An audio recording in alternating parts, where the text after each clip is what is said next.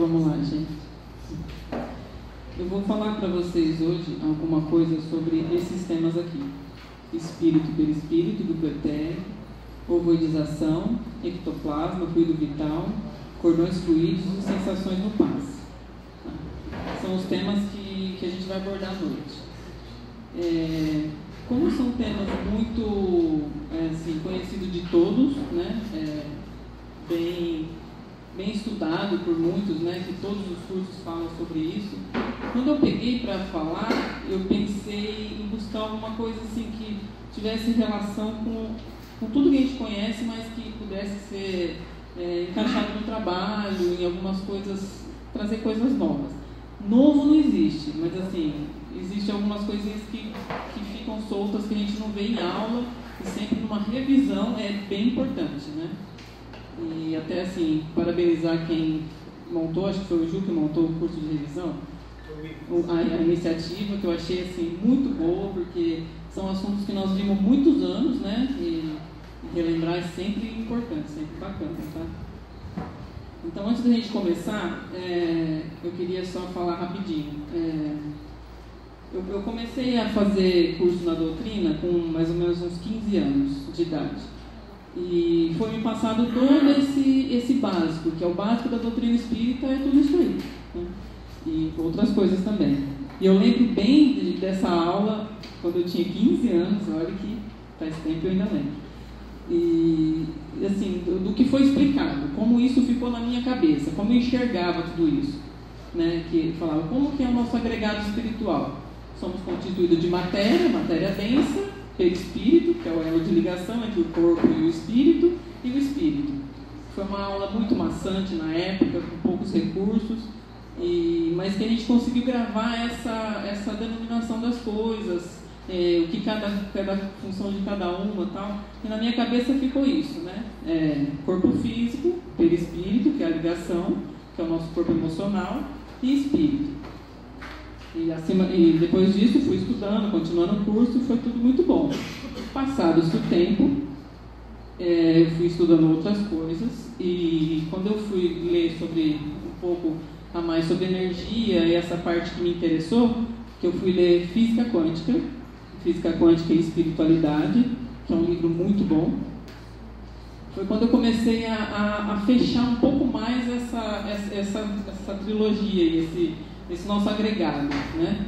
Que na verdade eles defendem que na física quântica não existe nada, não existe espaço vazio.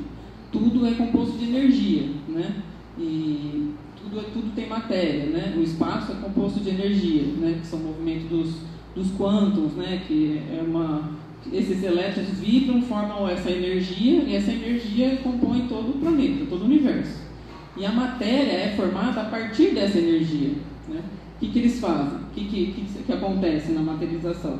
É condensada essa energia que está solta e formando a matéria.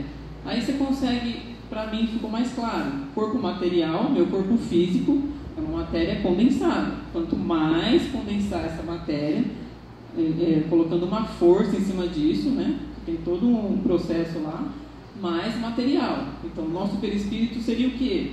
Uma matéria menos condensada, mais sutil. E o nosso espírito, uma matéria ainda menos condensada.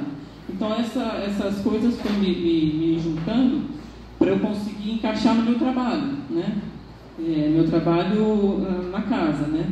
Trabalhar com energia, entender corpos energéticos, que eu acho que a gente fica muito preso em matéria, menos material, mais material, mas tudo é energia. Nosso corpo físico é uma condensação de energia, né? E eu acho que isso, assim, vamos tentar levar todo isso que eu vou falar hoje para esse lado, né?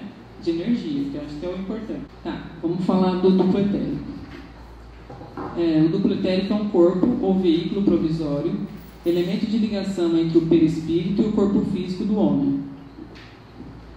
Segundo André Luiz, o duplo etérico é a duplicata energética que reveste o corpo físico e o mantém energeticamente.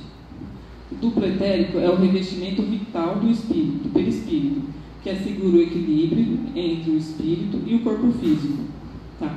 Então a gente, assim, pouco se fala em trabalho do duplo etérico, mas ele é muito importante, né? Eles falam porque na verdade ele é um corpo semimaterial, ele está na nossa matéria, mas ele também tem elementos do plano astral, né? Mas por ser um corpo mais material, ele se dissolve, né? A gente vai falar disso um pouco lá para frente. Eu trouxe essa foto só para a gente ver como André Luiz classifica isso, tá? Ele divide isso: corpo físico, duplo etérico, corpo espiritual ou perispírito, corpo mental e espírito. Depois eu vou falar um pouquinho mais para frente sobre esse corpo mental que ele fala, que ele mostra na foto. A constituição do duplo etérico. Ele é constituído de princípio vital, formado por emanações neuropsíquicas, pertencentes ao campo fisiológico e que por isso mesmo não consegue maior afastamento do corpo físico e se destina à desaglutinação quando o corpo morre. Então tá, ele é formado por emanações neuropsíquicas. Aí a gente vai entender quem que forma o duplo etérico. Ele tem a formação neural, que é na nossa parte fisiológica do nosso corpo, mas também ele é formado pela nossa psique, que é as nossas emoções, os nossos sentimentos. Então, assim, ele tem essas duas formações que, por isso que eles falam que ele não consegue se afastar do corpo, porque ele tem uma raiz formada pelo sistema nervoso, que é o nosso fisiológico. Se ele se afastar do corpo, quem o mantém aí nessa formação fisiológica, ele não vai conseguir esse afastamento, tá? E ele destina-se à desaglutinação quando o corpo morre. Porque se você para de nutrir, né, com a parte nervosa, ele vai se acabar, vai se desaglutinar. Ele está associado à produção de ectoplasma, de magnetismo e de bioenergia. Ele também é conhecido em outras linhas como Chi, Prana, energia vital, magnetismo animal. Se fala muito dessas energias em outras doutrinas, né? Em outras linhas, do Prana principalmente, né? Por que eles dão essa ênfase a ele? Por ele ter essa fonte de energia que ele nutre a gente energeticamente. A gente pensa, de onde vem a energia do corpo? Vem do duplo etérico. A função dele é exatamente essa, nutrir o nosso corpo energeticamente. A função do duplo. A função dele é basicamente abastecer energeticamente o corpo físico, para manter a vida orgânica. Ele distribui o fluido vital. É através dele que o perispírito consegue se ligar às estruturas anatômicas do corpo, que na verdade é no duplo etérico que estão os nossos plexos, essas coisas todas, né? E o perispírito se liga no corpo através do duplo. Ele tem essa ligação com o duplo para depois se ligar ao corpo físico. Ele promove as cicatrizações de feridas, cura de enfermidades localizadas e funciona como um manto protetor do encarnado. É legal essa função dele de manto protetor do encarnado. Eu achei interessante a gente falar dela para associar ao nosso trabalho, porque como a gente tem que ter essa separação, quando a gente pensa em plano físico e plano astral, né? Está tudo englobado, né? Está tudo uma coisa interligada à outra, não há uma separação. O que nos protege, nosso corpo físico, de estar em contato com o plano astral, com os nossos obsessores ou com amigos mais inferiores, o que nos protege? É exatamente a função do duplo, é fazer essa proteção. Ele cobre o corpo físico para que a gente não sofra esses ataques, né? Então, assim, é importante a gente manter esse duplo legal, estabilizado, inteirinho. Por quê? Para a gente não estar exposto a esses ataques do plano astral. Então ele faz essa proteção de manto. Eu fiz curiosidades, porque umas coisas que eu vi assim que eu achei que era legal trazer. O duplo pode ser separado, deslocado do corpo físico através do uso de sedativos, do transe mediúnico, do sono, no coma, hipnose e no magnetismo animal. Entretanto, ele retoma o corpo físico assim que cessa a causa do afastamento. No caso de quando a gente faz uma anestesia em geral, a gente tem um afastamento desse duplo, né? E a hora que passa esse efeito de sedativo, o duplo volta a se acoplar no corpo. E aí eu achei legal isso também, que em caso de amputação de membros, é comum se relatar dor nos membros amputados. Isso porque a cirurgia foi feita apenas no corpo físico. Tem um caso na minha família que a pessoa que amputou sente como se a ferida tivesse aberta e sentisse o pé, entendeu? E a gente fala, nossa, como que pode? Ela sente, na verdade, a energia do duplo, que ele está ali, ele não foi cortado. O que foi cortado foi apenas o corpo físico, a nossa matéria, né? Então ele não está ali.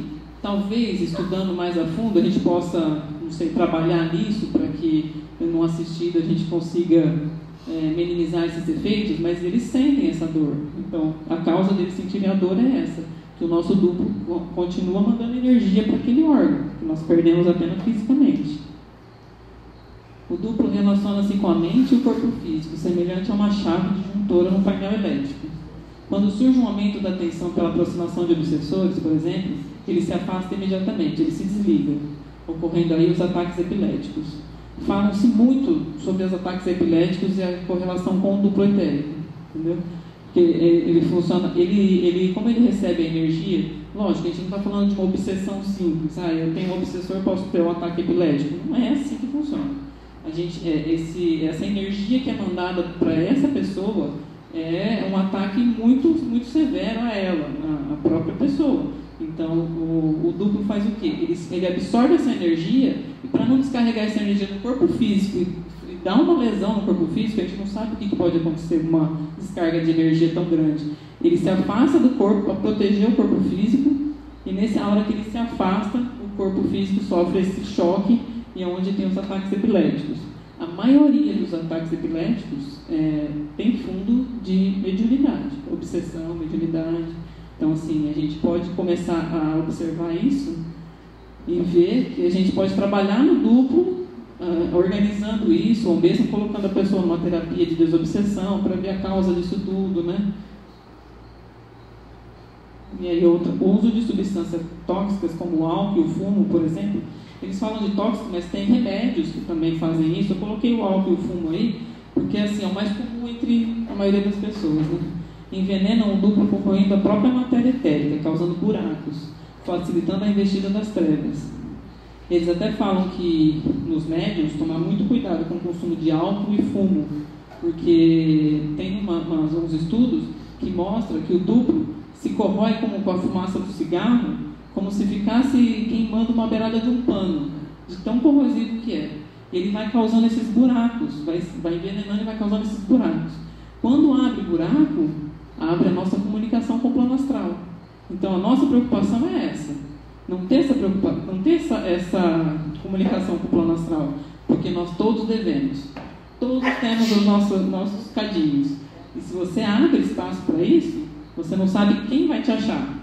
Que sintonia você está, que obsessor você vai atrair. Aí você tem lá os buracos do duplo etérico, onde eles colocam um monte de coisa lá, a gente vê em trabalho mediúnico, que a gente trabalha na quarta-feira, que você começa a ver bichos, larvas, coisas que aparecem no corpo, que você fala, de onde vem? Pode vir disso daí, dessa abertura que o duplo está tendo, e nós mesmos estamos envenenando, né? O consumo dessas coisas. Deixa eu falar rapidinho. Como é muito assunto, se alguém tiver alguma dúvida sobre o assunto que foi, me pergunta rapidinho, que depois para eu voltar vai ficar mais complicado. Ou senão manda no particular, né? Falar da aura um pouco, rapidinho, tá? A aura é a radiação energética que ocorre a partir do conjunto perispírito, duplo etérico e corpo físico. É um halo que rodeia o corpo físico.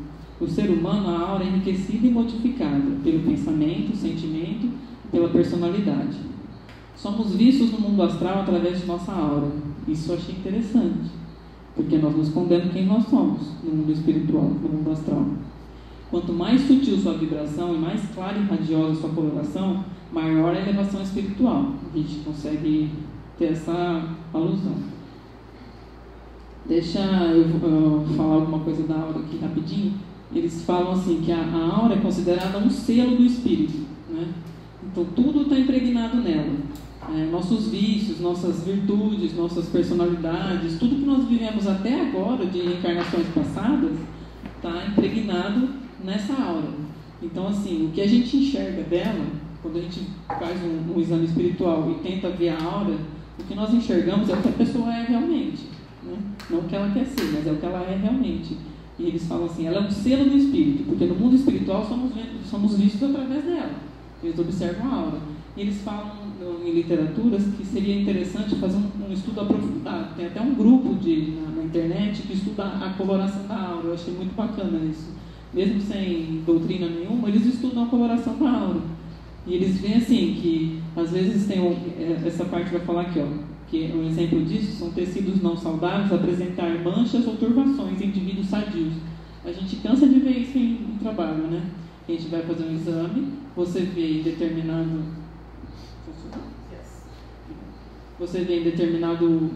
parte do corpo uma turvação, uma coloração estranha que a gente não sabe ainda observar o que é, mas existe aquela coloração. E a pessoa não relata nada. Para nós é um indivíduo sadio. E pode realmente ser sadio. Só que ela pode estar tendo aí um problema que ela vai aparecer, um problema futuro.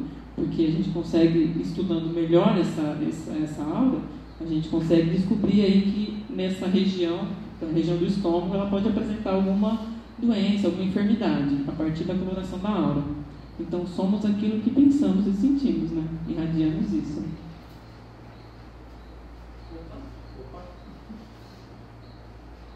Não está ajudando, mas aqui é uma aura mais clarinha, né, mais bonitinha, e aqui é uma aura mais escura, mais turva, né?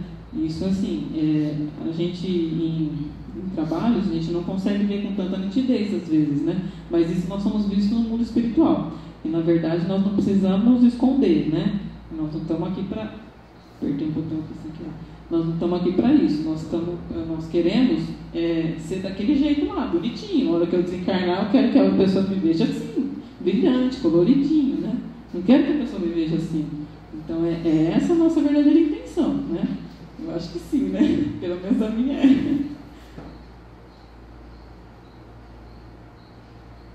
eu saber se for uma coisa para trás.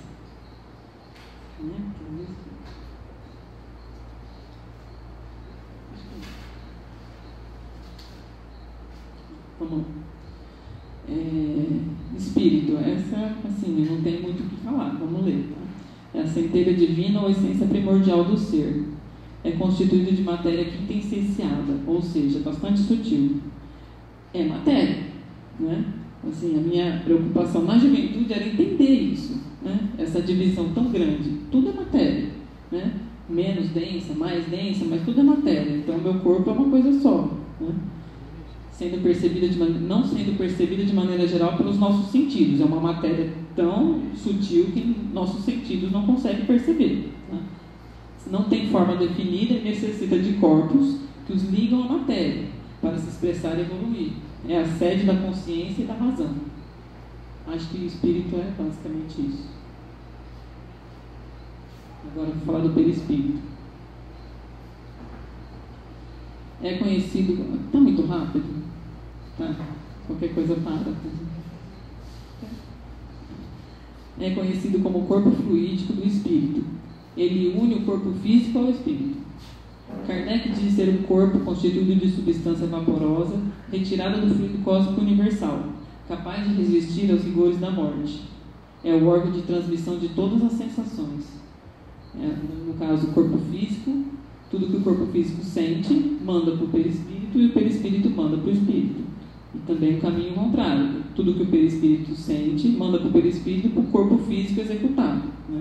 Então, ele é um órgão de transmissão. Ele transmite essas sensações, tanto da matéria quanto do espírito, mas uma matéria mais sutil. Ele é conhecido também como corpo espiritual, corpo astral, corpo emocional, porque ele é responsável pelas nossas emoções. Eu não coloquei aí, mas ele é o corpo emocional também. Aqui uma fotinha antiga do perispírito, que uma alusão bem simplesinha, assim, né? Para a gente entender. A formação do perispírito. Tanto o perispírito quanto o corpo físico são formados a partir do fluido cósmico universal modificado, ambos em diferente grau de condensação. Então ele fala que o corpo físico e o perispírito diferente grau de condensação. Como já vimos, o perispírito é formado a partir do fluido cósmico universal e apresenta em sua fisiologia a elasticidade, o poder de radiação, a tangibilidade em casos especiais, além de todas as sensações próprias do ser humano. Essa parte aqui, o perispírito é formado a partir do fluido cósmico universal. A gente fala que eles falam em literatura que é o melhor produto do fluido cósmico universal é a formação do perispírito e do corpo físico. Mas eles são formados a partir do fluido cósmico universal modificado, porque todo orbe tem um fluido cósmico universal próprio. o planeta Terra tem o seu fluido cósmico universal, que já é modificado do fluido cósmico universal original, né? Então, cada orbe tem o seu fluido cósmico modificado, e a partir desse fluido, tudo é tirado. Tudo é tirado desse fluido, já modificado para o planeta Terra. Então, assim, o perispírito de quem habita a Terra não viaja e vai para um orbe, vou para Marte. Não vai, entendeu? Porque lá o perispírito é formado por outro fluido cósmico. Para a gente fazer essa viagem, a gente precisa trocar a nossa roupa perispiritual e colocar de acordo com o fluido cósmico daquela região, daquele orbe, tá? Então, aqui na Terra, todos, os mais evoluídos até os menos evoluídos, os mais tiranos, todos têm a mesma formação do perispírito, que é o fluido cósmico universal modificado. Ele fala que apresenta em sua fisiologia elasticidade e poder de radiação. Poder de radiação, ele não é preso no corpo, né? O perispírito não é armazenado no nosso corpo. A gente tem, trabalhando ele, a gente consegue irradiá-lo para vários lugares, né? Num trabalho mediúnico, que você vai ter uma incorporação, que na verdade a gente chama de, não incorpora ninguém, a gente está sendo apenas trabalhando perispiritualmente. É o perispírito do meu médium, expandido, que vai se conectar com o perispírito da entidade que está desencarnada. Então esse trabalho é feito por perispírito. Até porque nós não podemos mexer contra as leis da natureza, né? Eu não conseguiria a minha matéria comunicar com o perispírito, que são matérias diferentes. Até por isso a gente precisa entender como que essas matérias funcionam, entendeu? A densidade dessas matérias. Então o meu perispírito vai comunicar com o perispírito daquele que está desencarnado. E essa comunicação se dá assim. O passe também, a fluidificação, tudo isso é fluido meu com fluido do assistido. Ele é sensível ao pensamento e aos sentimentos. Esses atuam na densidade e no peso do espírito. Quanto mais denso, menos evoluído o espírito. Ele fala que o nosso pensamento, o nosso sentimento, ele não forma o nosso perispírito. Ele atua no quê? Na densidade dele, no peso dele. Então, quanto mais o nosso pensamento é atrasado, quanto mais pensamento de raiva, de ódio, mais nós vamos criando massa para esse perispírito. E quanto mais a massa, mais nossa formação da gravidade. Nós estamos no planeta Terra. Então, até os espíritos desencarnados sofrem a ação da gravidade. Então, quanto mais denso o perispírito, mais ele está preso à Terra. Mais ele está preso aqui na Terra. Uma pessoa que tem um perispírito muito denso, que não tem uma evolução muito... Ele não consegue infiltrar no plano astral um pouco mais elevado. Ele está sempre preso na matéria, sempre preso na matéria. Até tem casos de que eles falam desses perispíritos densos, eles acharem que eles estão vivos, de tão materializado que são o perispírito deles, né? Então eles ficam presos aqui mesmo, no fundo da Terra. Eles não conseguem sair daqui, até se evoluir. Coloquei curiosidade também, vamos na curiosidade. O perispírito não pode... Eu achei isso aqui muito interessante. Eu fiquei uma semana para tentar definir o que isso significava. E que foi contra assim, o que eu tinha visto até então. O perispírito não pode enfermar da mesma maneira que o corpo físico, tampouco ser lesado ou sofrer os abalos do corpo denso. Quando eu li isso, eu bati e falei, mentira. Não é verdade. A gente vê direto o perispírito que a gente tem que reconstruir no Veda. Direto a gente vê que os espíritos aparecem para a gente com deformidades, a gente faz reconstrução, e a gente fala, o meu pensamento, as minhas atitudes vão lesar o meu perispírito. Estudando muito, lendo trocentos livros, conversando com um monte de gente, eu consegui entender o que eles queriam dizer, né? Ele fala, o perispírito não pode enfermar. O perispírito é constituído de matéria. Ele foi feito para a nossa evolução atual. Quando nós reencarnamos, né, eles mandam as informações e constrói esse perispírito para você passar aquela encarnação, né? O que eu vou apresentar de doença, o que eu vou ter de problemas, está tudo registrado nesse perispírito, né? Os meus karmas que eu vou apresentar, está tudo registrado nesse perispírito. Eu não vou lesar essa matéria sutil, não é isso que vai acontecer. Quando eles aparecem para nós em câmeras de desobsessão, lesados, comprometidos, nada mais é do que formas pensamentos. Porque o que está acontecendo, eles estão cristalizados com aquilo. Então eles pensam que o perispírito está todo destruído, na verdade ele não está. Ele não pode ser lesado. O que vai acontecer? O que fazemos nessa encarnação, levamos para outra encarnação. Entendeu? Lá na frente vão ser feito um balanço do que vivemos, do que fizemos, e se necessário, um perispírito lesionado, com algum problema, numa outra futura encarnação. Entendeu? Mas ele não vai ser lesado da forma assim, que ele aparece para nós. Então nada mais é do que emanações da nossa mente. Né? E ele não sofre o abalo do corpo denso. Aí meu corpo denso teve uma lesão, entendeu? O perispírito não sofre essa lesão, não tem esse abalo. Tá? E até que ele fala lá que ele é formado pelo fluido cósmico, né? O pensamento, ele pode criar massa nele, né? O que nós fazemos com ele não é lesar, nós vamos deixando ele cada vez mais material, cada vez mais denso, e isso a gente pode fazer. Agora, lesioná-lo, não. Tudo que a gente faz, mas eu trabalhei reconstruindo o perispírito do assistido lá, do desencarnado e tal, estava errado? Não está. Porque a pessoa precisa daquilo, é o que ela tem, é o que ela entende, ela vê aquilo modificado, entendeu? Porque está tão cristalizado no pensamento dela que é aquilo que ela está vendo. Se você conseguir trazer para ela um órgão sadio, uma coisa que ela vai gostar, que ela vai se sentir bem, isso tudo é mental. Ela vai conseguir dessa forma reconstruir sozinha seu perispírito, porque na verdade tudo está na mente. A gente não faz, não constrói o perispírito, a gente dá a capacidade da pessoa dela fazer isso sozinha, de ela fazer isso sozinha, reconstruir o seu próprio perispírito, através do pensamento, da mente, de uma evolução. Eu trouxe os animais porque eu gosto de animal. Os animais possuem perispírito, mas não possuem corpo mental, que é a sede da ração e da inteligência. Eu achei legal, talvez só eu que não saiba, mas não sei, que eles falam, tem casos da pessoa que perde um animalzinho e vê o animal depois de morto dentro de casa, né? Não sei se alguém já viu isso, né? Em casa, aconteceu na casa da minha mãe, né? A gente viu a cachorra na sala, eu e a minha mãe, nós chorando por causa da cachorra, e eu falei, mãe, mas como? Né? Como que ela está aqui, né? É um animal, né? Ela falou, filho, o animal tem perispírito igual nós.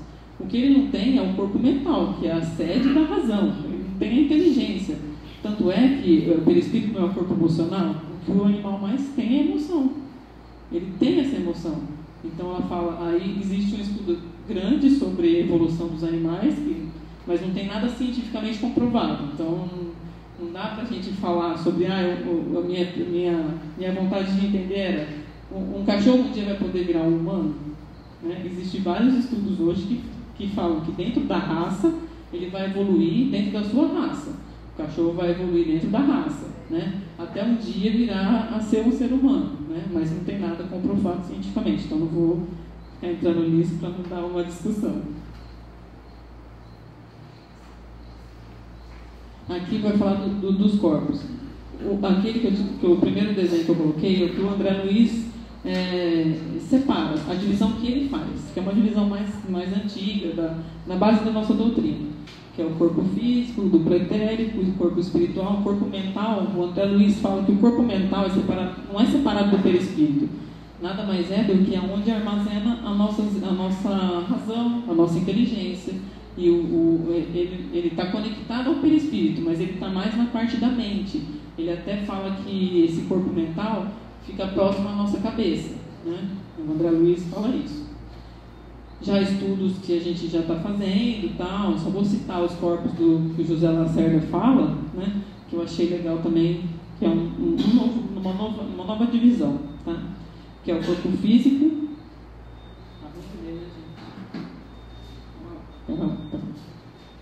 Tem aqui. Ele fala, o corpo físico é o suporte material. O duplo é o mantenedor energético. O perispírito, o controlador das emoções. Aí ele divide o corpo mental que o André Luiz fala, o Lacerda apenas divide em corpo mental superior e corpo mental inferior. Nada mais é do que um corpo mental inferior armazena registros de característica de uma coisa e o corpo mental superior de outra. Que o corpo mental inferior controlador do nosso pensamento, né? E o corpo mental superior é controlador da vontade. Então ele só divide, estudos já dividem nisso, né? E aí o corpo búdico é o nosso banco de dados e depois o espírito. Ele vai dissociando os corpos, né, até chegar no espírito, né? Esse é um estudo basiquinho aí, mas é para outra oportunidade. Alguma dúvida, gente? Quer perguntar? Deixa para depois.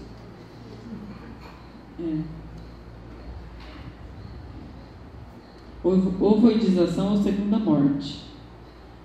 É o processo pelo qual o espírito desencarnado, após vários processos de degeneração da forma perispiritual, toma a forma ovalada, que é como se fosse um casulo, um invólucro para a consciência em último estágio, antes da perda definitiva de seu corpo perispiritual, que é a segunda morte. Eles falam assim que quando a consciência está tão cristalizada num pensamento de ódio ou num pensamento de alguma coisa que não é legal, ele forma um circuito desse pensamento. E esse circuito faz girar como se fosse um ovo mesmo, né? E ele vai formando esse circuito tão cristalizado que ele vai aprisionando a consciência, até o ponto dele extirpar essa consciência, dele não ter mais, entendeu? E ele forma esse casulo. O que eu achei legal assim, é interessante falar para quem é média, todos nós somos, né? Que nos trabalhos que a gente tem com ovoides, são trabalhos bem difíceis, né? E a gente, assim, você estudando, você fica fácil de você entender o porquê ser um trabalho difícil. Porque é uma mente cristalizada, que muitas vezes não fala, não ouve, porque é como se fosse, a gente não pode tratar como sendo uma coisa anormal. É normal, eles fazem isso com o próprio corpo. Se eles estão cristalizados num pensamento, formando um circuito a ponto de se fechar na consciência, ele não vai ouvir o que eu vou falar, o que um doutrinador vai falar, ele não vai ter condição nem de dialogar. Então, quando trabalha com ovoide, tem que saber dessas características para você poder saber o que vai fazer. Tá?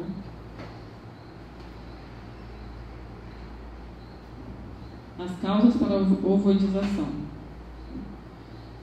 Eles mostram uma das causas a inexperiência espiritual, espíritos primitivos e ignorantes.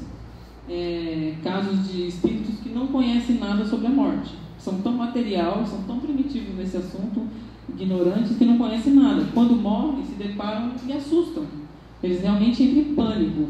E aí eles ficam revivendo aquela sensação pós-morte, aquele transe da morte, a ponto de não conseguir. Eles se afastam, se isolam de tanto medo, até se formar um ovoide. Isso, assim, num grau mais avançado. Tudo isso nós podemos evitar, né? A gente pedindo socorro, né? Trabalhando com essas mentes aí. Emoções e pensamentos cristalizados no ódio, na vingança, foi o que eu falei agora. As grandes vilanias, tem esses vilões, às vezes não sabem, não conhecem nada espiritualmente. Eles só são vilões, eles fazem maldade e não têm noção do que vão passar, do que vão ter que arcar depois. Quando eles desencarnam, eles não conseguem suportar a lembrança daquilo que fez. Porque aí começam a mostrar para eles tudo que eles fizeram, os grandes massacres, tudo. Eles não conseguem suportar essa lembrança. Eles se fecham também nesse circuito e podem transformar em ovoides. Falam num livro que antes da ovoidização tem um estágio da zumbidificação. Eles viram um zumbi, né? Eles estão cristalizados no ódio, estão nesse circuito, está tudo girando para poder destruir a mente. Só que eles ainda têm um espírito que tem uma consciência. Então eles tentam sair dessa situação. E é onde eles viram zumbis. Que a gente às vezes vê que vem muito maltrapilhos, né? Nos trabalhos, né? Aí esses zumbis fazem o quê? Eles vão sugar a energia de alguém. E é onde nós temos que tomar cuidado com as afinidades. Porque nós não sabemos a que ponto nós estamos se envolvendo com esse tipo de mente, entendeu? Nós temos que conhecer tudo para saber se proteger, né? Até que esses zumbis existem e que podem encostar na gente para poder sugar a nossa energia. Acontece. A curiosidade. As trevas utilizam esses ovoides para fixá-los em suas vítimas com diversas intenções, né?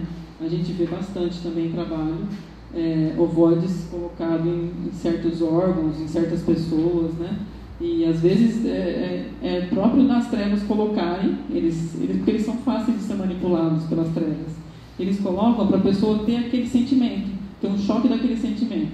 Então eles acabam querendo destruir a sua vítima colocando esses ovoides. A gente tem que ter um cuidado para tratá-los, por se tratar de mentes tão fechadas, né?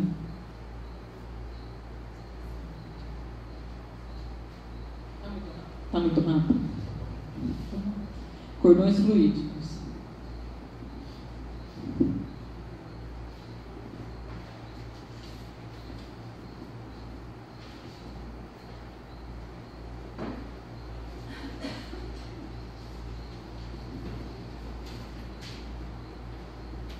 Como o próprio nome já diz, é uma espécie de corda que liga o perispírito ao corpo físico. É imprescindível a vida humana para garantir a vida orgânica durante o sono físico. São cordões fluídicos, né? Ele fala que é o que liga o perispírito ao corpo físico, né? É diferente do duplo. O duplo nos protege energeticamente, o duplo que faz essa função de manter a nossa vida orgânica, né? Mas os cordões fluídicos é que ligam o perispírito ao corpo físico. Num caso de desdobramento, num caso de projeção astral, você vai se desligar do seu perispírito, mas vai manter conectado com esse cordão fluídico. Ele vai manter o nosso corpo através desse cordão fluídico. Nós vamos receber todas as energias do perispírito, tudo nós vamos receber desse cordão fluídico. E a partir do momento que o perispírito nosso sofre um ataque, esse cordão instintivamente volta e puxa o perispírito de volta ao corpo físico. Então, assim, não acontece do perispírito ficar perdido por causa do cordão. O cordão, que no caso é o cordão de prata, que faz a ligação do perispírito com o corpo físico. A gente pensa, quando estuda desdobramento, uma preocupação é essa, né? Eu vou desdobrar e vou mandar fulano para onde, né? Assim, como que é esse desdobramento? Eu vou ficar perdido? Pode acontecer? Não se perde, não acontece, porque está ligado no cordão. Se romper esse cordão, é a morte. Só rompe com a morte. Então, assim, nós vamos sempre estar... Ele é ligado na nossa pineal. Então, imediatamente, qualquer problema, qualquer abalo que a gente sentir, a gente traz esse perispírito de volta. Ao mesmo tempo, o perispírito volta rápido para o corpo, qualquer coisa que acontecer, ligado no cordão de prata. O cordão de prata é de natureza parabiofísica, embora enraizado no veículo somático, transcende os limites da matéria e sua função e manifestação energética, constituído de matéria astral e física. Ele é constituído das duas matérias, porque ele é ligado na nossa pineal, mas ele também tem ligação no plano astral, né? A curiosidade. Ele se liga no corpo físico através da pineal, da glândula pineal. Ele se rompe com a morte do corpo. Ele sustenta o corpo quando tem desdobramento ou projeção astral, que eu falei agora. A gente desdobra, mas fica ligado no corpo físico pelo cordão. Tá? Essa sensação de sufocamento, hipersensibilidade na região do chakra laríngeo, tontura, eu coloquei aí como curiosidade, porque às vezes acontece das pessoas sentirem isso e elas estarem apenas enroladas no cordão de prata. Tem essa curiosidade também, que na verdade assim, ele tem um comprimento que quiser, mas quando ele está próximo, o perispírito está próximo ao corpo, ele fica em volta do nosso corpo físico. Ele fica, é uma matéria mais sutil, mas ele fica em volta do nosso corpo físico. Alguns casos ele fica em volta do pescoço, da garganta, a gente pode sentir esse sufocamento, essa hipersensibilidade no chakra laríngeo e tontura. É importante a gente conhecer, para caso aconteça, a gente tem até um suporte num trabalho, você pode ver se está acontecendo uma manifestação ou se você está apenas envolvido no cordão, entendeu? Porque ele é visto facilmente pelos videntes, tá? O cordão de ouro é um outro tipo de cordão, tá? Que eu não coloquei muito sobre ele aí, porque ele vem de outros estudos, né? Vou falar aqui. Ele liga o corpo mental ao espírito. Então, o que faz a ligação do corpo mental, que é o que o André Luiz fala, que é separado do perispírito e que o Lacerda fala também, o cordão de ouro é que faz essa ligação, corpo mental e espírito, né? Então, assim, só que ele não tem nada material, ele é um produto do plano astral, né? Então ele não pode se romper com a morte, ele não se dissolve, né? Ele faz essa ligação.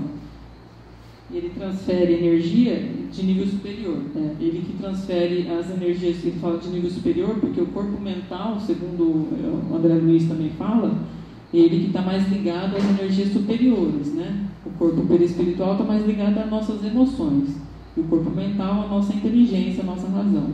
Então, o cordão de ouro, se alguém ouvir falar, né, não precisa aprofundar em nada, mas se falar, cordão de ouro, é o cordão que faz a ligação do corpo mental com o espírito. A fotinho do cordão de prata, lá, ele bem ligado na pineal, né? E a pessoa dormindo, o perispírito livremente vai vagar, vai viver as experiências dele e vai estar ligado nesse cordão de prata. Fluido vital é uma forma modificada do fluido cósmico universal. É elemento básico da vida, o que diferencia um ser vivo de um não vivo. Uma árvore é um pedaço de madeira. Ele fala assim, o que diferencia um ser vivo de um não vivo é se ele tem fluido vital ou não. E nenhuma árvore tem fluido vital. Um pedaço de madeira não tem. Então, assim, a árvore é um ser vivo, um pedaço da madeira não. E precisamos constantemente suprir suas reservas em razão da constante utilização. Usamos o fluido vital em quase que tudo que fizemos. Em trabalhos de passe, é muito usado o fluido vital. Até a Rita falou da fadiga desse fluido, né? Que é importante a gente estar suprindo essas reservas. E o legal que eu... Deixa eu ver se está aqui, eu só que eu vi assim, a criança e o adolescente, ele produz constantemente esse fluido em abundância, né? E quando a gente começa a envelhecer, nós começamos a diminuir essa produção de fluido vital. Quando chegamos mais velhos, diminui cada vez mais. Essa é a morte natural, né? A gente vai diminuindo a produção de fluido vital até a gente morrer, né? Agora, as mortes acidentais, a gente tem uma quantidade grande de fluidos. Então, eles pedem, assim, para a gente ter uma atenção a isso, né? Que nos desencarnes de tragédias e muito repentinos, de pessoas muito jovens, elas têm uma grande quantidade de fluido vital no seu duplo etérico. Ele fica armazenado. E é onde os vampiros, as entidades menos evoluídas, podem usar dessa energia e, às vezes, prejudica essa pessoa, né? A pessoa vai sentir esse tipo de reação. Então, quando a gente vê essas tragédias, a primeira coisa, vamos fazer uma prece em nome daqueles que foram, para que a espiritualidade vá lá e socorra. E esses duplo-etéricos não fiquem soltos, né? Porque eles vão usar mesmo dessa energia vital, porque essa energia é só para quem está vivo. Então, o plano espiritual, ninguém tem. Essa energia é nossa, é própria nossa. Então, eles usam essa energia. Ela é uma energia energeticamente é muito potente. Então, assim, quando eles vêm sobrando, os vampiros, aquelas entidades que ficam tentando se manter na matéria, quando eles veem essa energia sobrando, eles correm e vão se vampirizar mesmo, vão usar dessa energia. Então, nossa intenção nesse momento é o quê? Pedir amparo da espiritualidade para que sejam socorridos esses duplo-etéricos até eles se desfazerem. Porque o duplo se desfaz com a morte. Mas em casos de que a energia vital está muito grande ainda, ele às vezes demora um tempo para se desfazer, não se desfaz na hora. Diferente no caso de uma morte que a pessoa vai envelhecendo e vai perdendo esse fluido vital. Então é importante a gente fazer essa vibração, esse pedido desse socorro. Para suprir as reservas que a gente usa em constante utilização, a transfusão fluídica, que é muito interessante, né? A gente vê muito em corrente isso, a pessoa usou tanto fluido vital naquela noite no trabalho, a gente faz a transfusão fluídica de um indivíduo para outro, né? Eles falam da alimentação, tá? Do ar que respira, tudo isso, o fluido vital a gente está absorvendo, né? E eles falam tanto do fluido vital como do ectoplasma que vai vir agora, a importância da alimentação saudável. Se a gente lê, a gente fica horrorizado, porque a gente precisa absorver fluidos de coisas que têm um fluido, que tem uma energia boa, né? Que para a gente suprir essas energias que a gente perdeu de alimentos saudáveis, tá? E não ficar assim enchendo de carboidrato e coisa e tal.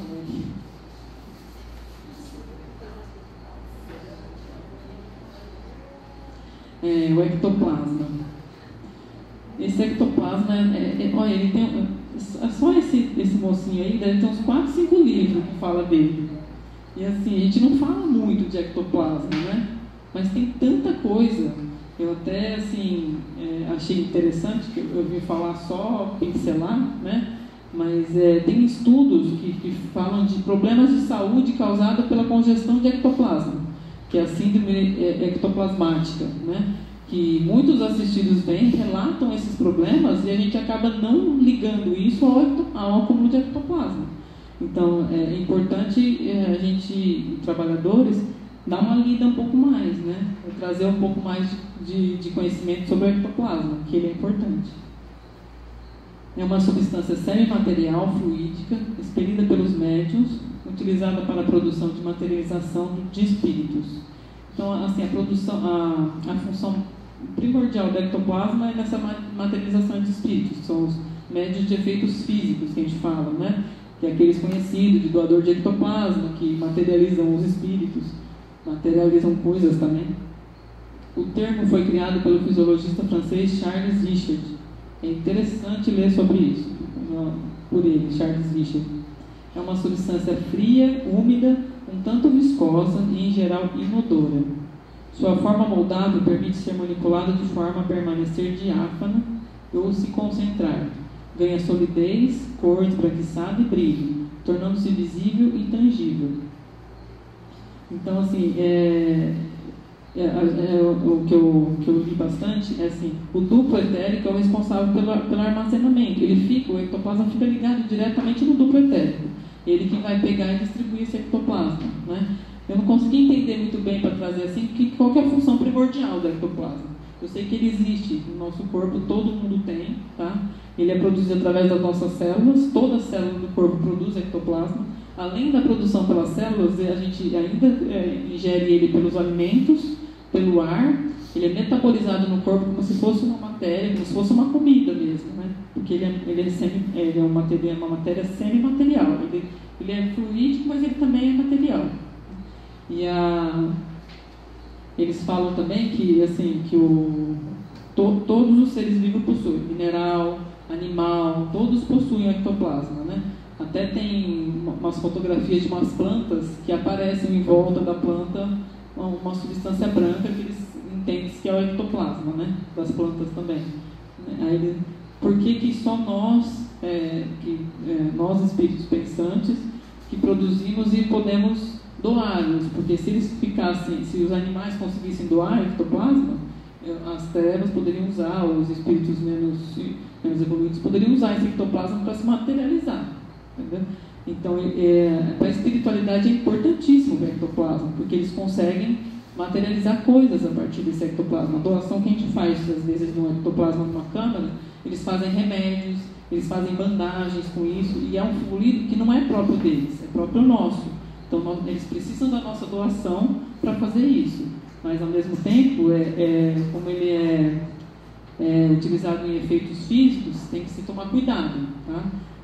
A gente vê a congestão ectoplasmática, né, a síndrome ectoplasmática, que é muito comum de acontecer, mas a pessoa fala assim, mas se eu entender sobre ectoplasma, eu posso tentar me livrar, fazer um descongestionamento em qualquer lugar? Não pode. Porque se você for colocar o seu ectoplasma para fora, vamos supor que eu estou em casa lá, estou sentindo o efeito dele, estudei, sei que a síndrome causa isso, aquilo, eu falo, eu estou com o estômago ruim por causa de um excesso de ectoplasma, que eu ingeri um monte de porcaria e estou com excesso de ectoplasma. Eu posso ficar expelindo esse ectoplasma para trocar? Não, porque ele pode ser usado por entidades que estão ali no ambiente ali e querem pegar aquilo para produzir coisas ruins, coisas que não são boas para as pessoas, né? Então nós temos que fazer isso aonde? Dentro da casa dos espíritas, né? Com trabalho, a gente faz a doação de ectoplasma. E é engraçado que eu não sei aonde foi que eu ouvi falar uma vez, quando eu fui trabalhar, que eu sou uma doadora de ectoplasma. Eu tenho vários problemas físicos pelo excesso de ectoplasma. E falava assim, ectoplasma é comum em homens e com porte físico maior e tal. Eu li tudo sobre ectoplasma que eu pudesse, não achei nada falando sobre isso, que é mais produzido em homens e que são homens maiores. Não tem, todos têm essa produção, entendeu? Independente de ser mulher, ser magra, ser gorda, todos têm. E que, às vezes a gente não consegue fazer as trocas, porque ele é metabolizado como a comida. A gente metaboliza no nosso corpo o ectoplasma e ele sai por vias respiratórias, pelas fezes, ele sai pelos órgãos excretores que a gente tem no corpo físico. Mas muitas vezes a gente não consegue fazer essa excreção, entendeu? E a gente congestiona ele e a gente precisa fazer essa descongestão. Como que a gente consegue perceber a pessoa que é um bom doador de ectoplasma? A gente consegue muito ver isso em trabalho, né? É difícil a gente saber, só se a gente começar a estudar e pesquisar e a pessoa relatar alguns sintomas que a gente possa perceber isso, né? Mas no trabalho a pessoa começa, você percebe, abre muito a boca, entendeu? Ela não consegue se concentrar, ela chega a chorar de tanto que faz essa troca, os ouvidos ficam entupidos, nariz entope, a gente não consegue perceber, nós estamos doando ectoplasma nessa hora. E às vezes a gente até teve um caso recente numa tarefa, que nós estávamos na câmera, né, e quase que todos os médiuns não paravam de abrir a boca, a gente estava se sentindo muito, não conseguia escutar, estava todo mundo muito surdo. E eu falei, nós estamos doando ectoplasma para alguma função. Ninguém sabia que função, o que estava sendo usado esse ectoplasma. Mas nós estávamos numa tarefa, assistidos pela espiritualidade, então temos que confiar que aquilo estava sendo usado para o bem, diferente de você fazer isso em casa. E realmente a tarefa foi progredindo e nós estávamos sendo usados para amparar irmãos nossos com esse ectoplasma. E às vezes acontece também de você achar que eu estou doando ectoplasma, estou ajudando alguém. Não. É um médico que está com problema, ele está na câmara de trabalho e está sendo feita a troca por entidades espirituais que estão, deixa eu renovar o ectoplasma desse sujeito, senão não vai dar para trabalhar. Aí vai fazendo essa troca e a gente está achando que está doando. Nem sempre nós estamos doando. Às vezes nós estamos mais recebendo, só trocando esse ectoplasma entre a espiritualidade, está fazendo essa função de trocar com a gente, de limpar o nosso ectoplasma e descongestionar tudo isso. Tá. Foi o que eu consegui trazer de literatura. Eu ia falar sobre as sensações do passe. Eu achei assim que foi falado bastante coisa a respeito disso a semana passada, né, sobre as sensações do passe que a Rita falou, né. Eu não trouxe slide, nada, porque eu falei, já se falaram, tato magnético é a sensação que o médium tem, o passista tem durante o passe, né? Então, assim, não tem muita literatura sobre tato magnético, é mais o sentir, o perceber uma região quente, uma região fria. Agora, assim, eles falam no livro do Jacó, do Manual do Passista, acho que ele fala algumas coisas. Na região quente pode ser um problema circulatório e tal, né, mas não tem uma grande literatura. A gente consegue avaliar, o passista consegue avaliar no seu assistido essas vibrações, né? Uma região quente, uma região fria, não só o nosso tato magnético natural, mas o tato magnético mesmo, que a gente passa a mão, a gente treinando, nós fizemos aqui vários treinos e a gente conseguiu observar, né? Agora, o que fazer com aquilo que nós estamos sentindo, entendeu? Ainda não se sabe muito, né? A gente, sente gelado, vamos magnetizar para esquentar aquela região, entendeu? Sente frio, sente quente, vamos tentar resfriar, ou vamos tentar desobstruir, mas ainda não tem estudos mais aprofundados, eu acho que não, né? Sobre isso. E as sensações do passe no assistido, né? Na maioria das sensações é bem comum, né? Eles sentem frio, calor, que a gente tem que entender o que está fazendo, o que está sendo feito durante o passe, né? Nós trabalhamos o quê? Perispiritualmente, nós trabalhamos, tem o passe espiritual, que é a espiritualidade vem e trabalha, né? Tem um passe magnético. Então, tudo vai depender desse tipo de passe que está sendo feito, né? Mas a maioria, em geral, os assistidos sentem ou frio ou calor, pode sentir tontura, pode sentir uma dor de cabeça. Isso são trocas fluídicas. A Rita falou sobre a empatia fluídica, né? Existe muito isso, empatia fluídica. Às vezes você vai dar um passe na pessoa, você acha que está ajudando, você está só atrapalhando, né? Porque a pessoa sai pior do que entrou.